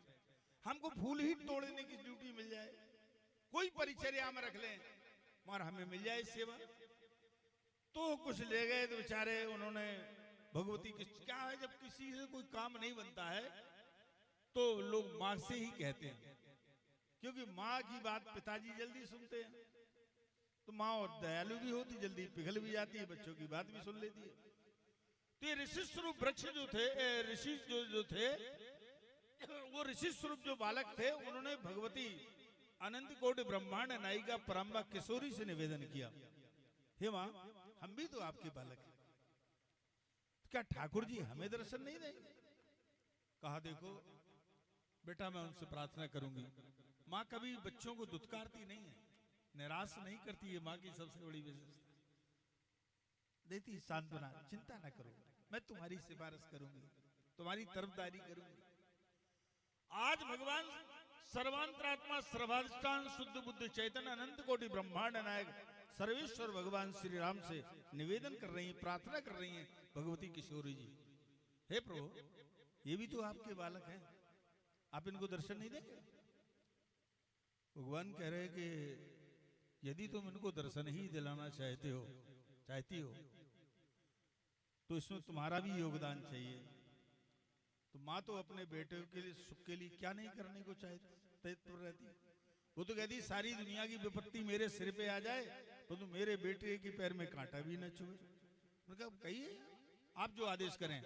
कहा मैं चाहता हूं कि यदि तुम इनको वस्तुतः दर्शन दिलाना चाहती हो तो मैं एक माया रूपी सीता का निर्माण करूंगा, और दुष्ट रावण जब हरण करके ले जाएगा तो एक साधारण मनुष्य की जैसे कोई वस्तु खोती है तो उसको प्राप्त करने के लिए, उसकी जानकारी के लिए व्यक्ति इससे उससे पूछता क्यों भाई तुमने उसको देखा है क्या तुमने देखा है? इस तरीके से मैं सबको मिल जाऊंगा। तो कहते हैं भगवान श्री राम ने जब किशोरी जी से कहा तुम पावक में करहु निवास तब लगी करम निशाचर नासा तब लगी करम। मैं माया रूपी सीता का निर्माण करूंगा, तुम अपने वास्तविक स्वरूप को अग्नि में समाहित कर लो, और दुष्ट रावण जब उस माया रूपी सीता का हरण करेगा तब एक साधारण मनुष्य जैसे किसी की कोई वस्तु खो जाती है तो उसकी प्राप्ति में इससे उससे पूछता है। उसी प्रकार लक्ष्मण समझाए बहु भांति पूछत चले लता तरु भांति हे खगमृग हे मधुकर श्रेणी तुम देखी सीता मृग नैनी आगे परा गीत पर देगा सुमिरत राम इत्यादि इत्यादि बहुत है। भगवान इन सबसे मिले। ये कौन है? ये साधारण पक्षी नहीं है, ये वृक्ष साधारण वृक्ष नहीं है, ये वही साकेत के ऋषि हैं जिनको साकेत में स्थान अवशिष्ट न मिलने के कारण जगदम्बा के अनुरोध करने पर प्रभु के सानिध्य प्राप्त करने के लिए कोई पेड़ बन गया, कोई पक्षी बन गया, कोई लता बन गया, कोई पत्ते बन गया। दूसरी बात यह है जो भगवान अंतर्यामी यानी हृदय यामी यानी जानने वाला, जो हृदय की बात को जाने, जो घट व्यापी, उसको ये नहीं मालूम कि रावण ने यहाँ सीता को हरण कर लिया।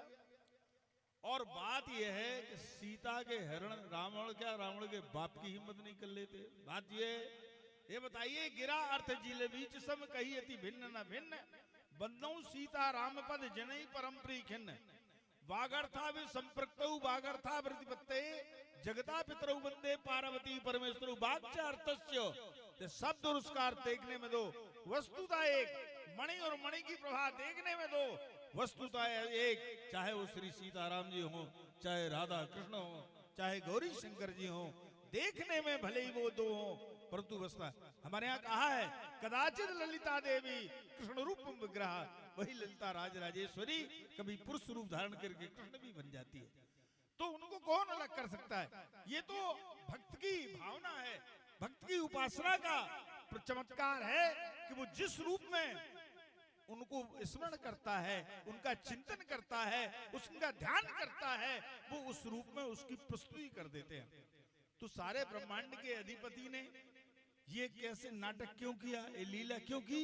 का मर्त्यावतारस तुमर्त शिक्षणम, हमने संसार का सृजन तो कर दिया, संसार के प्राणियों को संसार का व्यवहारिक ज्ञान कैसे हो उस व्यवहारिक ज्ञान को प्रदान करने के लिए भगवान ने ये लीला की।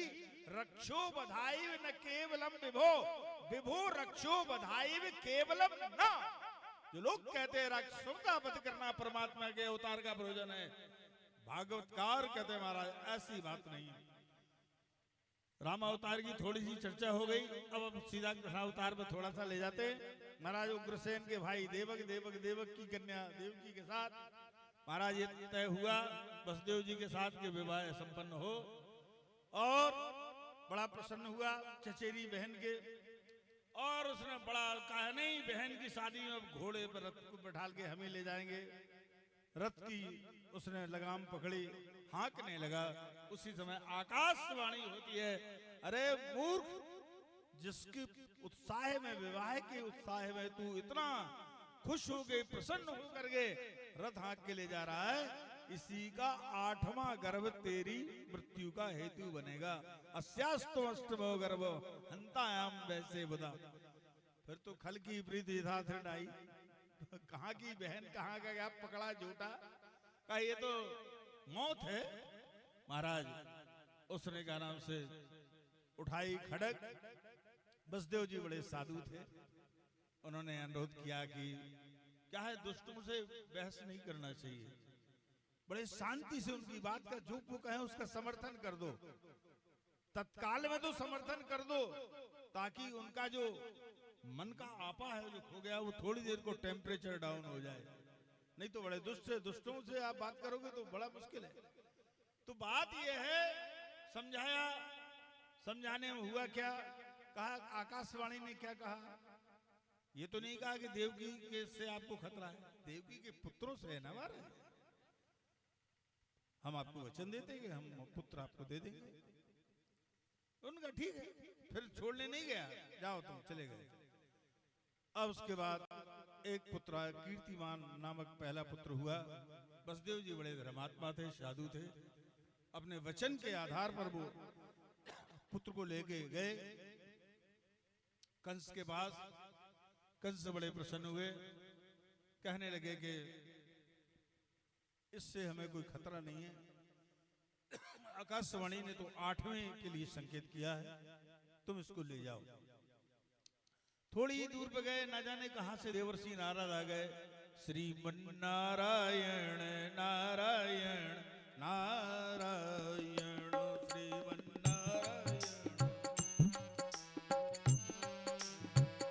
श्रीमन्नारायण नारायण नारायण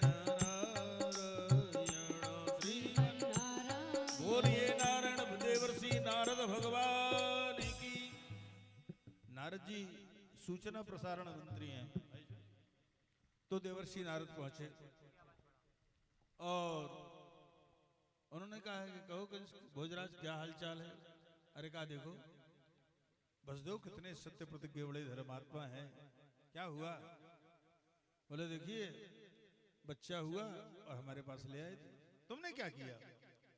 बोले हमने तो छोड़ दिया, क्योंकि आकाशवाणी ने तो 8वें का संकेत किया, छोड़ दिया। हाँ, उन्होंने एक 8 पंगुड़ी का कमल उठाया, नारद जी ने गिना, कहा बताओ कौन है 8वां, सभी को गिन के बता दिया। सोचा कि जब इसके पाप का घड़ा बढ़ जाएगा तभी तो ठाकुर जी इसको सुदर्शन चक्र से निपटाएंगे, इसलिए कि दुष्टों को ज्यादा देर रहना भी ठीक नहीं है। भगवान ने सोचा जल्दी जितने जल्दी निपटे उतना अच्छा है। तो इसके बाद भगवान ने कहा नारद देवर्षि नारद ने, तुमने गलती कर दी, अब सोच लो तुम। नारद तो थोड़ी दूर गए थे, वसुदेव जी फिर बुलवाया उनको, उठा के लड़का हुआ उसको पटक दिया, मर गया। इस प्रकार 6 बच्चों को 6 के साथ यही बर्ताव हुआ। 7वें में योग माया की कृपा से भगदेव की के घर में भगवान का आविर्भाव हुआ। उधर जब ये हुआ लोगों को ये हल्ला हो गया कि महाराज इस दुष्ट ने इतना ज्यादा प्रताड़ित किया, उसका परिणाम ही लगता है इसका गर्भ गिर गया। उग्रसेन के भाई जो थे, देवक की कन्या थी देवकी। इधर क्या है कि जब उनके पिताजी ने इसका विरोध किया, उनको भी जेल में डाल दिया। और अब सोचा कि अब ये तो हमारे शत्रु के आने का समय आ ही गया है सन्निकट, तो उन्होंने वसुदेव और देवकी को कारागार में डाल दिया और हाथ में हथकड़ी और पैरों में बेड़ी डाल दी।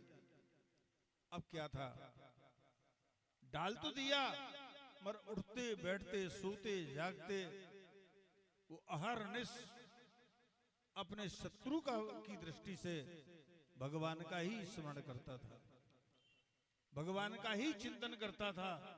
और श्रीमद् भगवद गीता कहती है, अनन्यास चिंतयन्तो माम ये जना पर्युपासते तेषाम नित्याभियुक्तानाम योगक्षेमं वहाम्यहम्। भगवान कहते हैं, जो मेरा भक्त जिसकी मेरे अलावा अन्य में बुद्धि नहीं जाती, जो उठते बैठते सोते जागते चलते फिरते मेरा ही ध्यान करता है, मेरा ही स्मरण करता है, मेरा ही चिंतन करता है, मैं उसके योगक्षेम को वहन करता हूं। योग क्या है? अप्राप्त वस्तु की प्राप्ति कहते हैं योग, और प्राप्त वस्तु का जो संरक्षण उसे क्षेम कहते हैं, योग क्षेम वाम्यम। तो अहरनिश हमारे यहाँ तो ये भी कहा है, भाव को भावे अनख है आलसहु, नाम जपत जंगल मंगल दिशे रहु। उल्टा नाम जपत जग जाना, बाल्मीकि वे ब्रह्म समाना। भगवान के नाम को व्यक्ति किसी भी भाव से भजे वो कल्याणकारी होता है।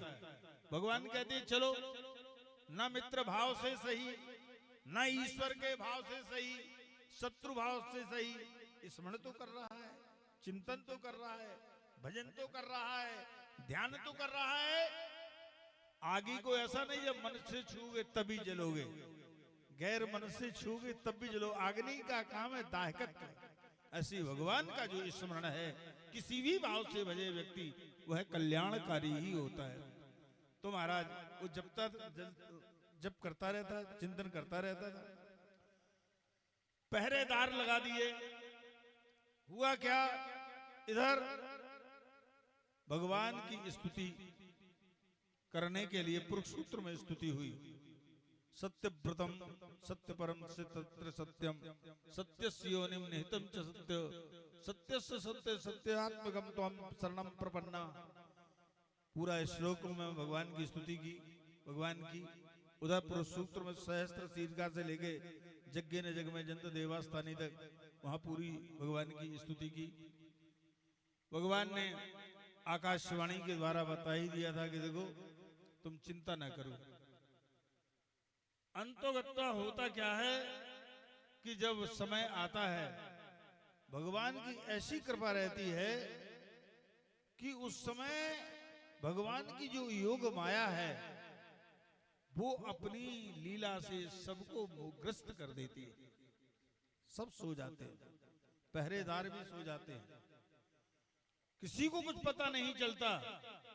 और भगवान की कृपा से ऐसी, जहां साक्षात नारायण हो उनको कौन नष्ट कर सकेगा। जाको राखे साइया मार सके ना कोई, बाल ना बांका कर सके जो जग बैरी हो।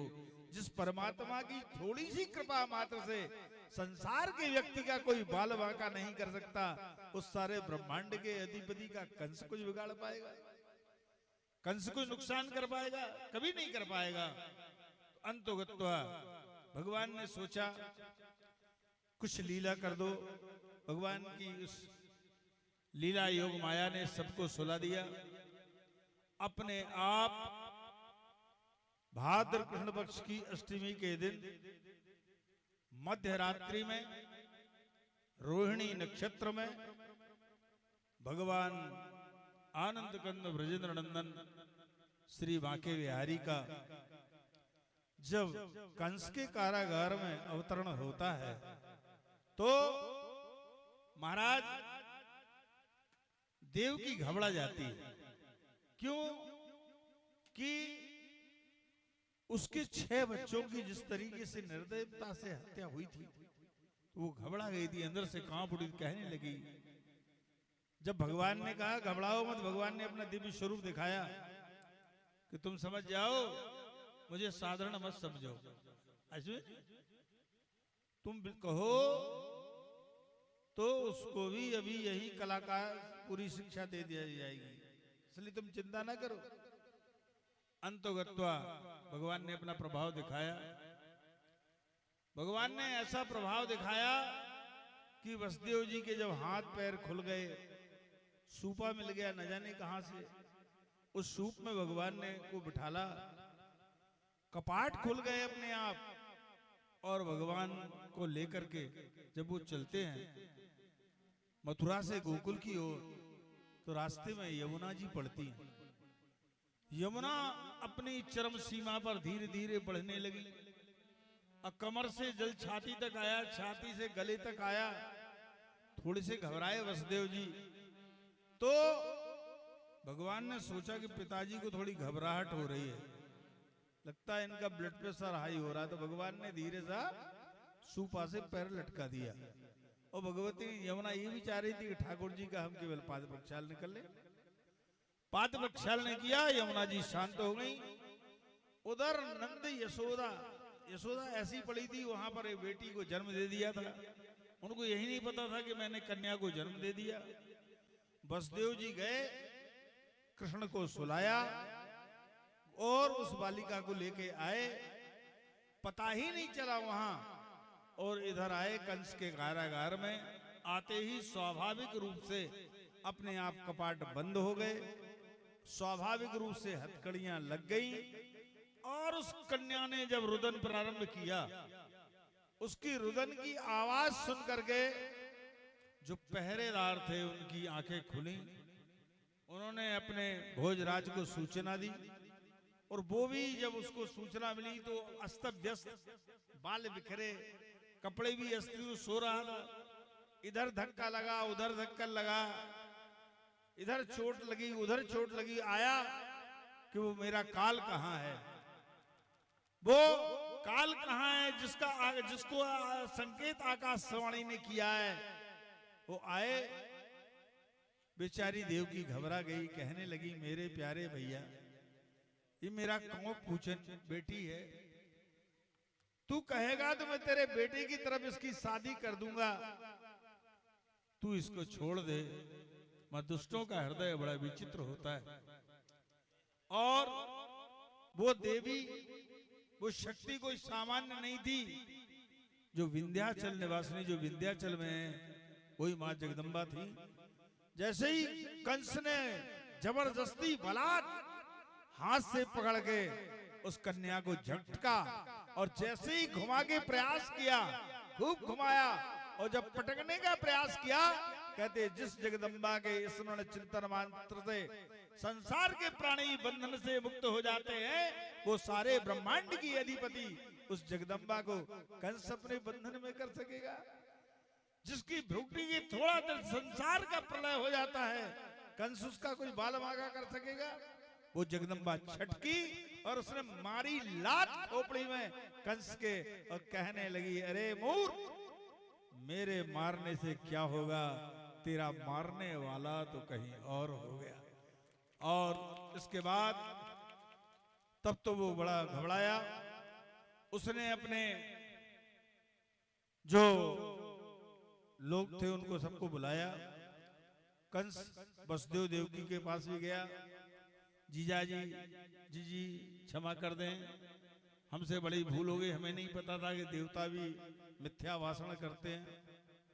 और कहने लगा ये सब प्रारब्ध का खेल है, प्रारब्ध से सब होता है। बड़े व्याख्यान देने लगा, उपदेश देने लगा। तो उसी समय हुआ क्या कि सबके अपने अनुयायी होते हैं, जो जैसे लोग होते हैं उनके वैसे ही अनुयायी होते हैं। उसने अपना एक मंत्रिमंडल बिठाला, उसमें अघासुर, बकासुर, धेनुकासुर, प्रलंबासुर, चाणूर, तृणावर्त, मुष्टिक, और उसमें एक महिला कोटा पूतना भी थी। सबको बुलाया और बताया कि ये सब आकाशवाणी ने ये कहा। वो बोले चिंता मत करो, और हम आज से लेके इतने दिनों तक के जितने बच्चे हैं 6 महीने तक के, सबको हम भुगवत कर देंगे। इस प्रकार से भगवान का जो है, जब क्या नाम से कंस के कारागार में जन्म हुआ, वसुदेव और देवकी ने मन से लाखों गौओं का दान किया, स्वर्ण किया, सोना किया, चांदी किया और न जाने कितने हीरे जवाहरात लोगों ने भगवान के कृष्ण के जन्म में महाराज खूब दान किया। हमारे सनातन धर्म में दान की बड़ी महिमा है। यज्ञो दानम तपस्यैव पावनानि मनीषाणाम। यज्ञ करने से और दान करने से, तप करने से पवित्र होता, और वो भी यदि नर्मदा के तट पर हमें मिल जाए, माँ रेवा के तट पर मिल जाए, और फिर जहाँ इतनी सुंदर भगवान की कथा हो रही है इस अवसर पर आपको मिल जाए, तो भगवान जब नंद ने तो महाराज कहते इतना दान दिया, कहते कि इतनी बच्चियां दी, गाय दी, कहते ना तो बछौरी बची और ना कोई बछिया बची, इतना दान किया। तो नंद ने काफी उत्साह उदारता के साथ दान किया। आज भगवान का श्री कृष्ण का जो अवतार हुआ है, अवतार में भगवान के जन्म के समय सोहर इत्यादि गीत गाएंगे। नंद के आनंद भयो जय कन्हैया लाल की। समय बहुत हो गया, इसलिए कथा को काटते हुए सूत्र रूप में हमने ये आपको संक्षिप्त में बताया। तो भगवान के जन्म का ये बड़ा दिव्य प्रसंग है।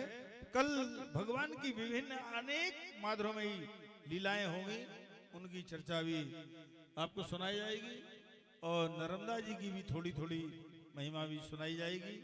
हम चाहते हैं कि भगवान का जो आज अवतार हुआ है, जन्म हुआ है, उसके जन्म के विषय में नंद के आनंद भयो जय कन्हैया लाल की और सोहर लक्ष्मी जी प्रस्तुति करें।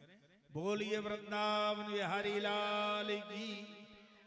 भय प्रगट कृपाला दीन दयाला कौशल्या हितकारी हर्षित महतारी मुनि मनहारी अद्भुत रूप विचारी लोचन अभिरामा तनु घनश्यामा निज आयुध भुज चारी भूषण बनमाला नयन विशाला शोभा सिंधु खरारी कह दुई कर जोरी अस्तुति तोरी एहि विधि करम अनंता माया गुण ज्ञानातीत यमाना पुराण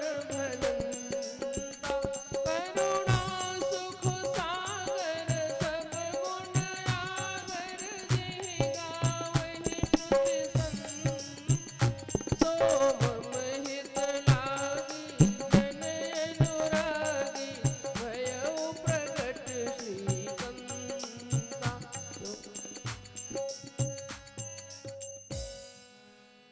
विप्रधेनु सुर संत हित लीन मनुज अवतार निज इच्छा निर्मित तनु माया गुण गोपार। नंद क्या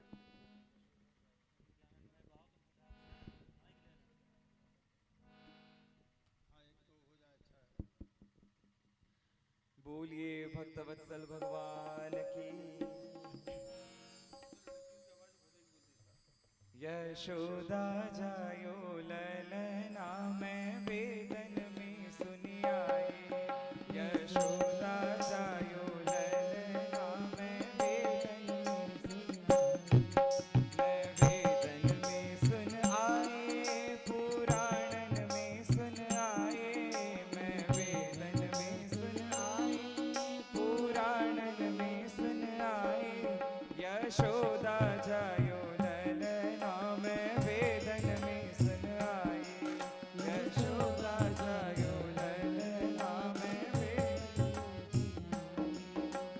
काहे को यक बनो है पालना, काहे को यक बनो, काहे को यक बनो है पालना, काहे को यक बनो है पालना।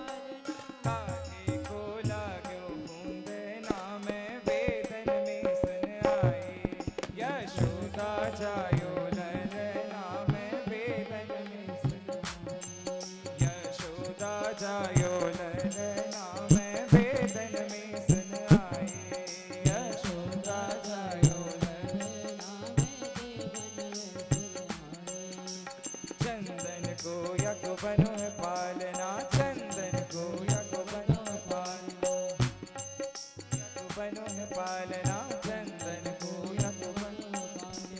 और रेशम को लाग्यो कुंदना में वेदन में सुन आए, रेशम को लाग्यो कुंदना में वेदन में यशोदा जायो ललना में वेदन में सुन आए, यशोदा जायो ललना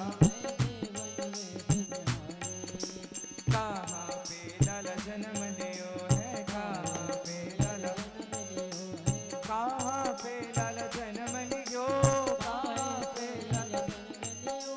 कहाँ पे लाला जन्म लियो है, कहाँ पे लाला कहाँ पे झूलो पलना में वेदन में सुन आए, कहाँ पे झूलो पलना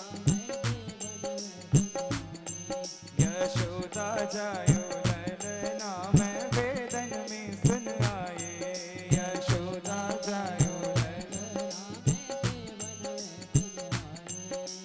मथुरा में यक जन्म भयो है, मथुरा में यक जन्म भयो है, मथुरा में यक जन्म भयो है, मथुरा में यक गोकुल में झूले पलना में वेदन में सुन आए, गोकुल में झूले पलना में वेदन में सुन आए, यशोदा जायो वेदन में सुन आए, यशोदा जायो ललना में चंद्र सखी भज बाल कृष्ण छवि, चंद्र सखी भज बाल कृष्ण छवि, चंद्र सखी भज बाल कृष्ण छवि, चंद्र सखी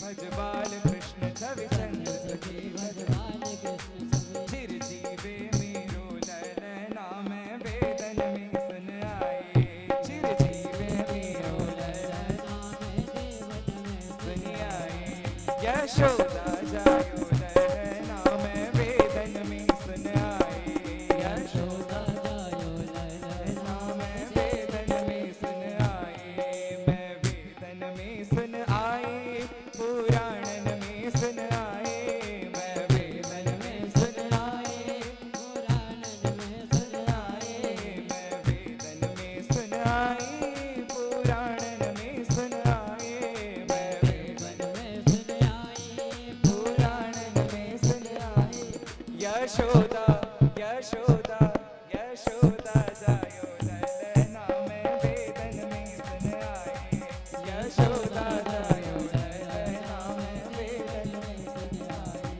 यशोदा जायो ललना में वेदन में सुन आए, यशोदा जायो ललना में वेदन में सुन आए, यशोदा जायो ललना में वेदन में सुन आए, यशोदा जायो ललना में वेदन में सुन आए। बोलिए बाल कृष्ण भगवान की, श्री वृंदावन बिहारी लाल की।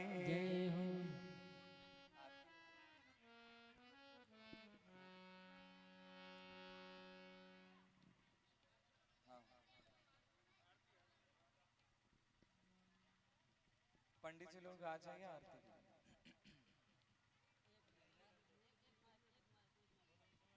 नंद करा नंद भयो जय कन्हैया लाल की, नंद करा नंद भयो जय कन्हैया, नंद करा नंद भयो जय कन्हैया लाल की, ओ नंद करा नंद भयो जय कन्हैया लाल की, मदन गोपाल की, जय कन्हैया लाल की, मदन गोपाल की, जय कन्हैया लाल की, मदन गोपाल की, जय कन्हैया लाल की, मदन गोपाल की, नंद घरा नंद भयो जय कन्हैया लाल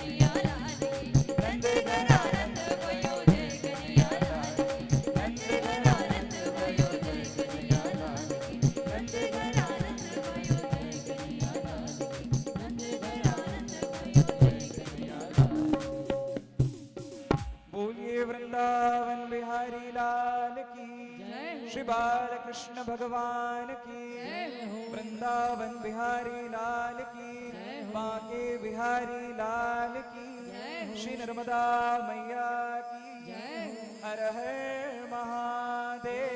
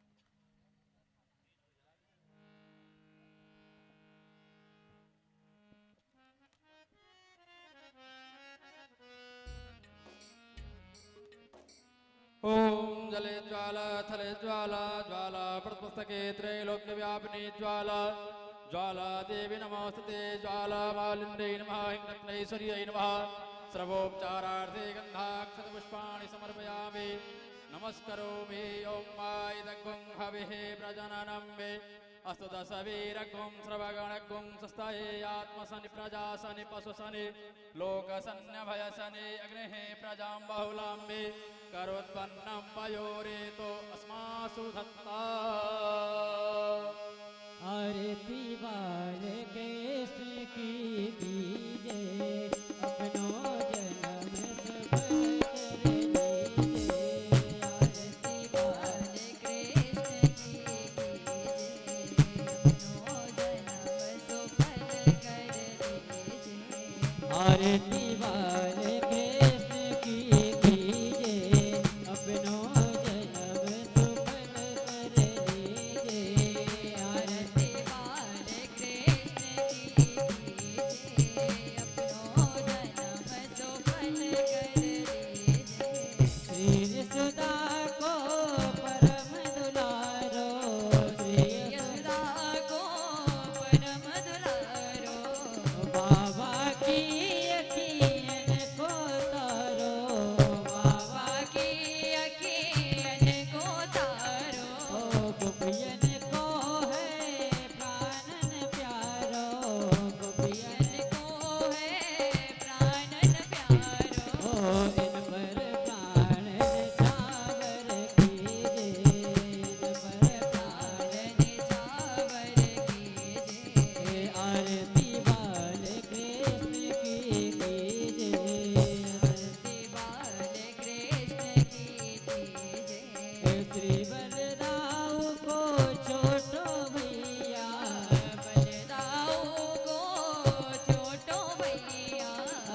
कनुआ कहे बोलत मैया कनुआ कह बोलत मैया प्रेम मुदित मन लेत बनैया प्रेम मुदित मन लेत बनैया यह छवि नैनन में वर दीजे छवि नैनन में वर दीजे आरती बाल कृष्ण की कीजे आरती बाल कृष्ण की कीजे तो तेरी बोलन मधुर तो तेरे बोलन मधुर सुहाए सखा संग खेलत सुख पावे सखा संग खेलत सुख पावे सोई सुकृति जोयन को ध्यावे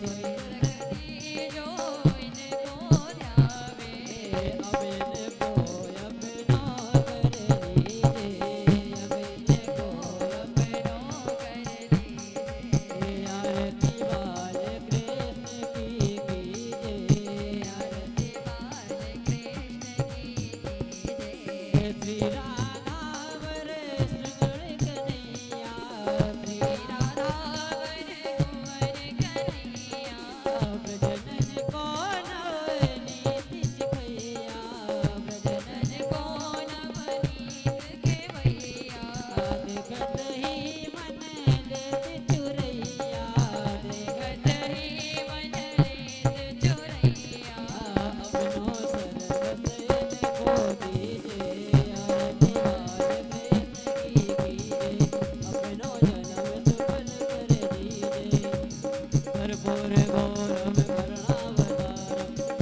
संसार सारम भुजगेन्द्रहारम सदा वसंतम हृदयारविन्दे भवं भवानी सहितं नमामि दिगम्बराय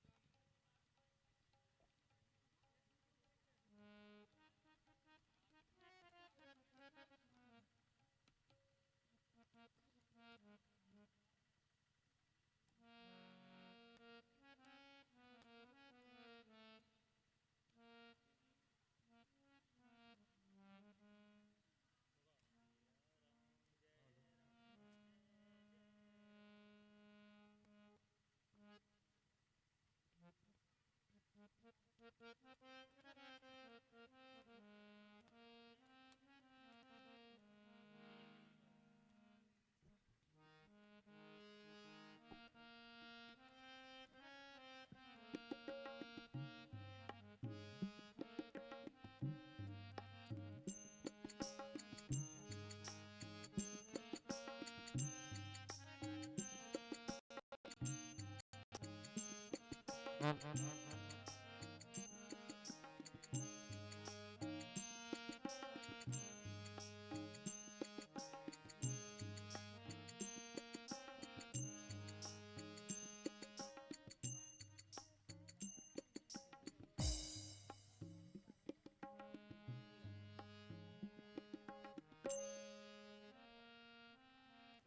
गुरुर्साक्षात् परब्रह्म तस्मै श्री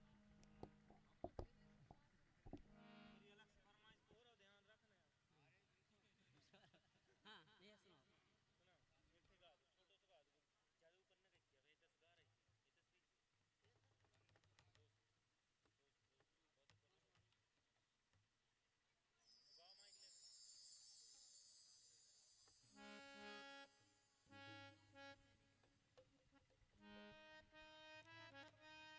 बोलिए नंद के लाला की जय, कृष्ण कन्हैया लाल की जय।